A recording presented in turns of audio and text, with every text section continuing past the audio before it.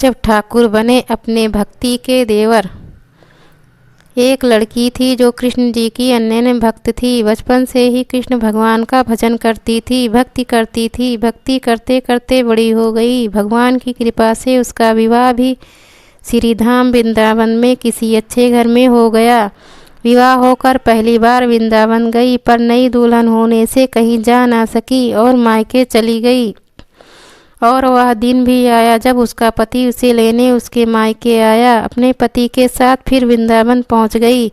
पहुंचते पहुंचते उसे शाम हो गई। पति वृंदावन में यमुना किनारे रुककर कहने लगा, देखो शाम का समय है, मैं यमुना जी में स्नान करके अभी आता हूँ। तुम इस पेड़ के नीचे बैठ जाओ और सामान की देखरेख करना, मैं थोड़े ही समय में आ जाऊँगा। यहीं सामने ही हूँ, कुछ लगे तो मुझे आवाज़ दे देना। इतना कहकर पति चला गया और वह लड़की बैठ गई।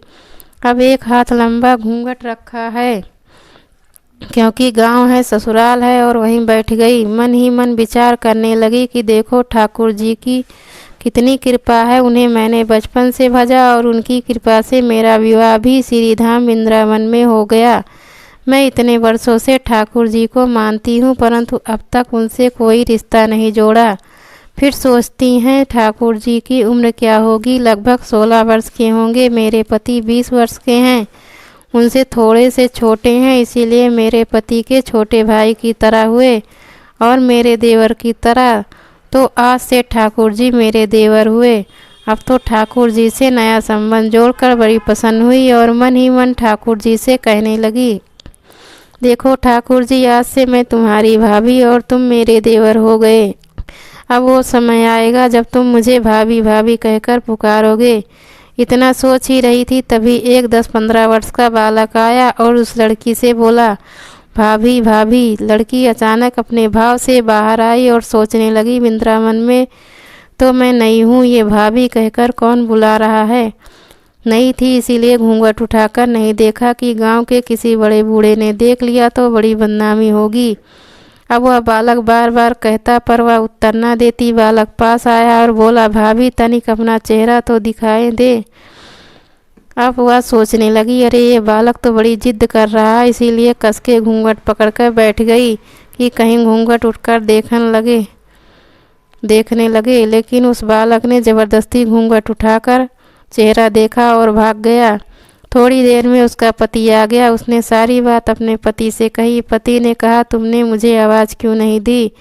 लड़की बोली, वह तो इतने में भाग ही गया था। पति बोला, चिंता मत करो, वृंदावन बहुत बड़ा थोड़े ही है, कभी किसी गली में खेलता मिल गया तो हड्डी पसली एक कर दूंगा, फिर कभी ऐसा नहीं कर सकेगा।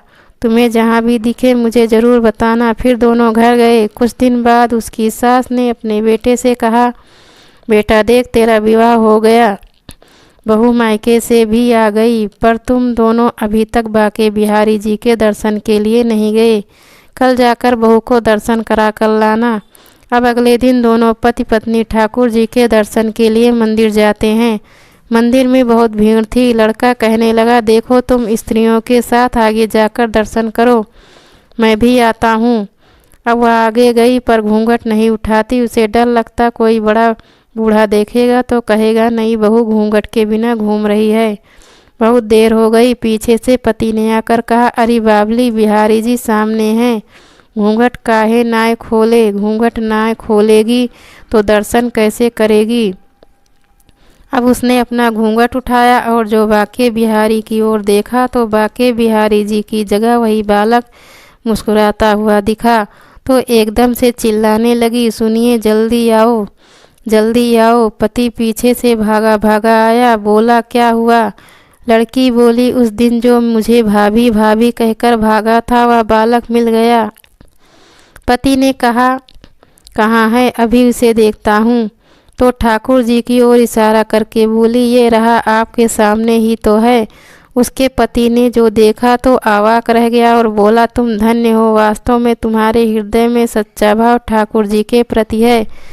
मैं इतने वर्षों से वृंदावन में हूँ, मुझे आज तक उनके दर्शन नहीं हुए, और तेरा भाव इतना उच्च है कि बिहारी जी के तुझे दर्शन हुए।